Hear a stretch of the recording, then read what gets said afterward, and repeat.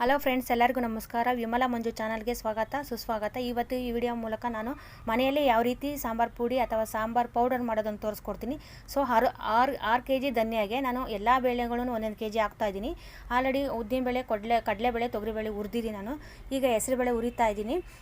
ಹೆಸರುಬೇಳೆ ಆಗಿದೆ. ಈಗ ನಾನು ಒಂದು ಅರ್ಧ kg ಅಷ್ಟು ಹೆಸರುಬೇಳೆ, ಅದು ಸಿಪ್ಪೆ ಇರೋಂಥದ್ದು ಹೆಸರುಬೇಳೆನೂ ಹುರಿತಾ ಇದ್ದೀನಿ ನಾನು. ಚೆನ್ನಾಗಿ ಬೇಳೆಗಳನ್ನ ಒಂದು ಹದವಾಗಿ ಹುರಿಬೇಕು. ಆಗ ಹುರಿದಾಗ ಚೆನ್ನಾಗಿ ಪೌಡರು ಬಾಳಿಕೆ ಬರುತ್ತೆ 1 ವರ್ಷದವರೆಗೂ.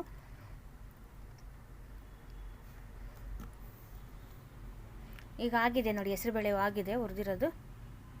ನಾನು ಒಂದು 6 kg ಧನಿಯಾಗೆ 1 kg ಅಷ್ಟು, 1 kg ಮೇಲೇ ಇದೆ ಜೀರಿಗೆ ಹಾಕ್ಕೊಂಡಿದ್ದೀನಿ. ಒಂದು 100 ಗ್ರಾಮ್ ಅಷ್ಟು ಕರಿಮೆಣಸು ಹಾಕ್ಕೊಂಡಿದ್ದೀನಿ. ಒಂದು 100 ಗ್ರಾಮು ಮೆಂತ್ಯಕಾಳು ಹಾಕ್ಕೊಂಡಿದ್ದೀನಿ.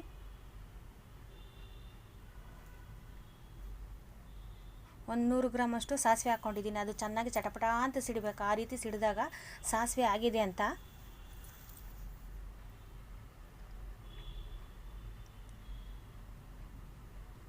ಒಂದು 100 ಗ್ರಾಮ್ ಅಷ್ಟು ಗಸಗಸೆ ಹಾಕ್ಕೊಂಡಿದ್ದೀನಿ ನಾನು. ಒಂದು ಅರ್ಧ kg ಅಷ್ಟು ಅಕ್ಕಿ ಹಾಕ್ಕೊಂಡಿದ್ದೀನಿ. ಅದು ಸ್ವಲ್ಪ ಜಾಸ್ತಿ ಹಾಕ್ಬಾರ್ದು, ಸ್ವಲ್ಪನೇ ಹಾಕಬೇಕು. ಈಗ ಧನ್ಯ ಹುರಿತಾ ಇದ್ದೀನಿ. ಚೆನ್ನಾಗಿ ಕೆಂಪಾಳ ಹುರಿಬೇಕು, ಘಮ ಘಮ ಅಂತ ಬರಬೇಕು ಸ್ಮೆಲ್ಲು. ಆಗಿದೆ ಈಗ ಧನಿಯಾ.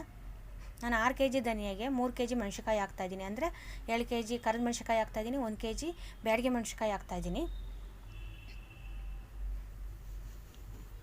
ಈಗ ಒಂದು 1/4 kg ಅಷ್ಟು ಪುಟಾಣಿ ಹಾಕ್ತಾಯಿದ್ದೀನಿ, ಹುರ್ಗಡ್ಲೆ.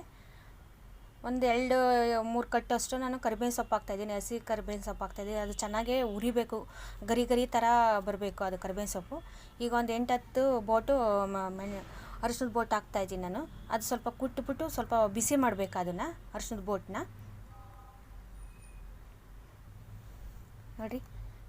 ಆಗಿದೆ